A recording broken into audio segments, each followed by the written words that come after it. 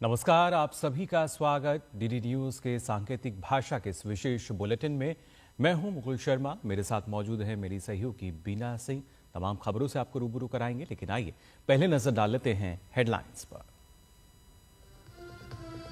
31 जनवरी से शुरू होगा संसद का बजट सत्र। वित्त मंत्री 1 फरवरी को पेश करेंगी आम बजट। प्रधानमंत्री नरेंद्र मोदी के तीसरे कार्यकाल का होगा पहला बजट।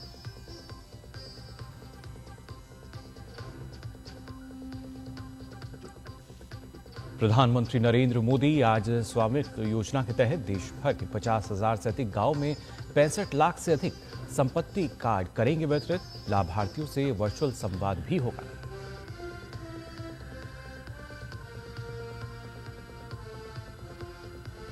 कोलकाता के आर्जिकर रेप मर्डर केस में आज सियालदह कोर्ट का आएगा फैसला। सीबीआई ने संजय रॉय के लिए मांगी मौत की सजा।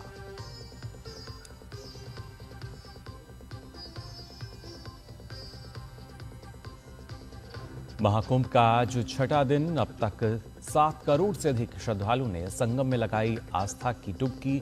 आज रक्षा मंत्री राजनाथ सिंह करेंगे प्रयागराज का दौरा।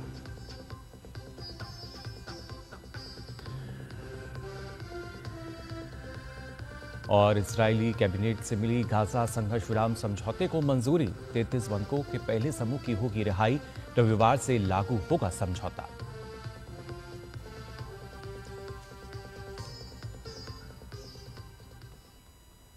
और आइए अब खबरें देखते हैं विस्तार से। संसद का बजट सत्र 31 जनवरी से शुरू होगा। बजट सत्र शुरू होने से पहले राष्ट्रपति द्रौपदी मुर्मू लोकसभा और राज्यसभा के संयुक्त अधिवेशन को संबोधित करेंगी। 1 फरवरी को वित्त मंत्री निर्मला सीतारमण आम बजट पेश करेंगी।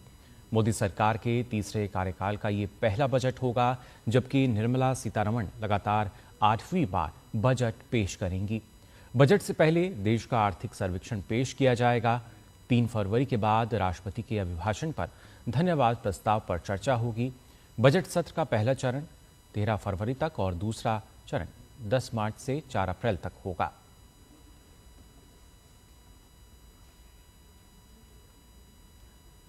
प्रधानमंत्री नरेंद्र मोदी आज स्वामित्व योजना के तहत संपत्ति मालिकों को 65 लाख से ज्यादा संपत्ति कार्ड सौंपेंगे। यह कार्ड 10 राज्यों और 2 केंद्र शासित प्रदेशों के 50,000 से अधिक गांवों और 230 से ज्यादा जिलों में रहने वाले संपत्ति मालिकों को दिए जाएंगे। प्रधानमंत्री स्वामित्व योजना के अंतर्गत ग्रामीण क्षेत्रों में भूमि के रिकॉर्ड को डिजिटल रूप में तैयार किया जाता है, जिससे लोगों को अपनी जमीन पर मालिकाना हक का अधिकार मिलता है। यह योजना संपत्ति संबंधी विवादों को कम करने, ग्रामीण क्षेत्रों में संपत्तियों व संपत्ति कर के बेहतर आकलन की सुविधा प्रदान करने में भी मदद करती है। कुल 3.17 लाख से अधिक गांव में ड्रोन सर्वेक्षण पूरा हो चुका है, जिसमें लक्षित गांव का 92% हिस्सा शामिल है। अब तक 1.53 लाख से अधिक गांवों के लिए लगभग 2.25 करोड़ संपत्ति कार्ड तैयार किए जा चुके हैं। इस योजना ने पुदुचेरी, अंडमान और निकोबार द्वीप समूह, त्रिपुरा, गोवा, उत्तराखंड और हरियाणा में पूर्ण संतृप्ति हासिल कर ली है। वहीं मध्य प्रदेश, उत्तर प्रदेश और छत्तीसगढ़ के साथ साथ कई केंद्र शासित प्रदेशों में भी ड्रोन सर्वेक्षण पूरा हो चुका है।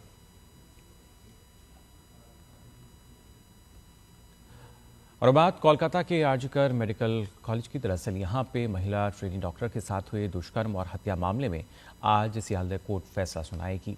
सियालदह कोर्ट की विशेष अदालत में इस मामले की सुनवाई पूरी हो चुकी है। मामले की जांच कर रही सीबीआई ने मुख्य आरोपी संजय रॉय के लिए फांसी की सजा की मांग की है।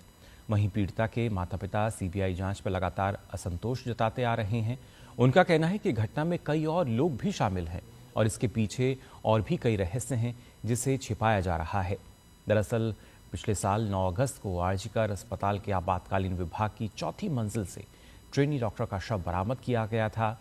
सिविक वॉलंटियर संजय रॉय पर ड्यूटी पर तैनात डॉक्टर के साथ दुष्कर्म और बेरहमी से हत्या करने का आरोप लगा था। घटना के बाद संजय रॉय को गिरफ्तार कर लिया गया। मामले की शुरुआती जांच पुलिस ने की, लेकिन बाद में कलकत्ता हाईकोर्ट के निर्देश पर इसकी जांच सीबीआई को सौंप दी गई। इस मामले को लेकर देश भर में गुस्सा और नाराजगी देखी गई थी और इसके खिलाफ देश भर में लंबे समय तक विरोध प्रदर्शन हुए थे। आक्रोशित डॉक्टर्स ने पारदर्शी जांच और बंगाल में डॉक्टरों की सुरक्षा के समेत कई अन्य मांगों को लेकर बंगाल सरकार के खिलाफ महीनों प्रदर्शन किया था। इसी क्रम में पश्चिम बंगाल की सीएम ममता बनर्जी के साथ कई बार बैठकें भी हुई थी। और बात महाकुंभ की, आपको बता दें रक्षा मंत्री राजनाथ सिंह आज प्रयागराज का दौरा करेंगे। महाकुंभ पहुंचकर राजनाथ सिंह महात्माओं से मुलाकात करेंगे और 29 जनवरी को मौनी अमावस्या पर होने वाले अमृत स्नान की तैयारियों का जायजा लेंगे। प्रयागराज में संगम तट पर सनातन आस्था और संस्कृति के महापर्व महाकुंभ में देश विदेश से श्रद्धालुओं के पहुंचने का सिलसिला जारी है। हर कोई इस महाकुंभ में अमृत स्नान करने के लिए आ रहा है। इस बीच मेला क्षेत्र में स्थित हरिहर घाट पर गंगा आरती का भी आयोजन किया जा रहा है। ये आरती हर रोज शाम 6 बजे होती है। अब तक 7 करोड़ से भी ज्यादा श्रद्धालु त्रिवेणी में आस्था की डुबकी लगा चुके हैं।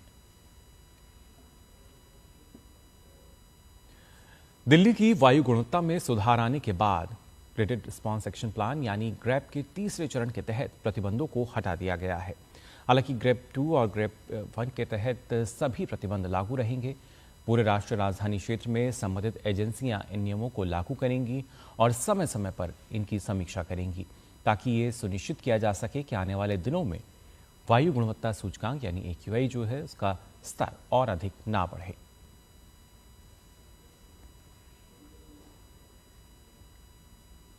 इजरायल की कैबिनेट ने गाजा संघर्ष विराम समझौते को मंजूरी दे दी है। प्रधानमंत्री बेंजामिन नेतन्याहू के कार्यालय ने समझौते के शुरू होने से एक दिन पहले हमास के साथ हुए समझौते पर मुहर लगाने की जानकारी दी। नेतन्याहू के कार्यालय ने एक संक्षिप्त बयान में कहा है कि शनिवार की सुबह 6 घंटे से अधिक समय तक चली बैठक के बाद सरकार ने समझौते की पुष्टि की। बयान में कहा गया है कि सरकार ने बंधकों की वापसी के लिए रूपरेखा को मंजूरी दे दी है। बंधकों की रिहाई के लिए रूपरेखा रविवार को लागू होगी।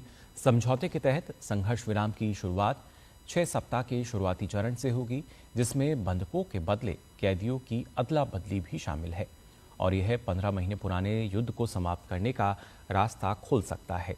इस चरण में महिलाओं, बच्चों और 50 वर्ष से अधिक उम्र के पुरुषों सहित 33 इजरायली बंधकों को रिहा किया जाएगा। इजरायल पहले चरण के अंत तक इजरायली जेलों में बंद सभी फिलिस्तीनी महिलाओं और 19 वर्ष से कम उम्र के बच्चों को रिहा कर देगा। इजरायली न्याय मंत्रालय ने शुक्रवार को 95 फिलिस्तीनी कैदियों की सूची जारी की, जिन्हें रविवार को पहली बार रिहा किया जाएगा।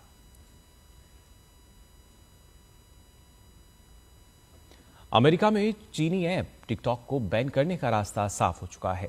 अदालत ने टिकटॉक की मूल कंपनी बाइनेंस को शॉर्ट वीडियो ऐप को गैर चीनी खरीदार को बेचने या 19 जनवरी को अमेरिका में इसे बंद करने का आदेश दिया है।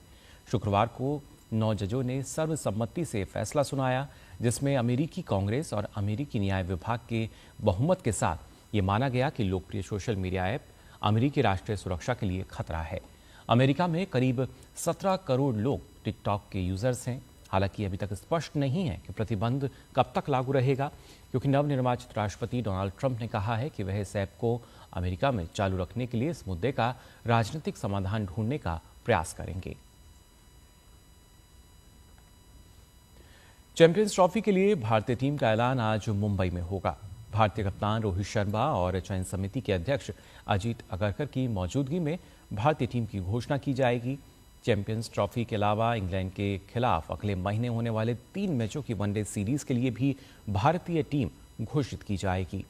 रोहित शर्मा और अजीत अगरकर मुंबई में दोपहर 12:30 बजे प्रेस कॉन्फ्रेंस करेंगे और टीम की घोषणा करेंगे।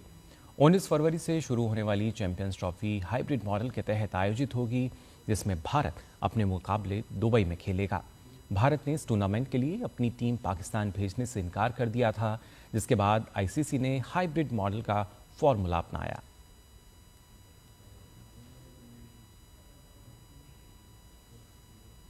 तो फिलहाल के लिए सांकेतिक भाषा के इस विशेष बुलेटिन में बस इतना ही। मुझे और मेरी सहयोगी को दीजिए अनुमति। नमस्कार।